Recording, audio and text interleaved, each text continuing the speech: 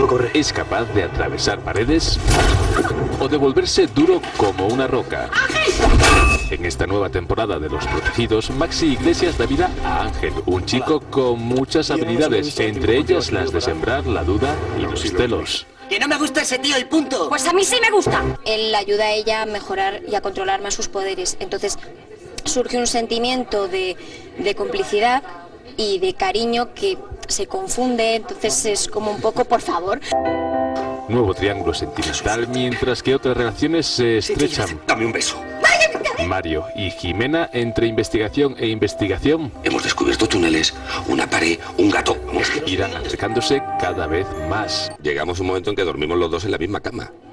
Y el roce hace el cariño. En estos nuevos capítulos nadie puede bajar la guardia. Aunque los más pequeños mejorarán sus habilidades sin perder el sentido del humor.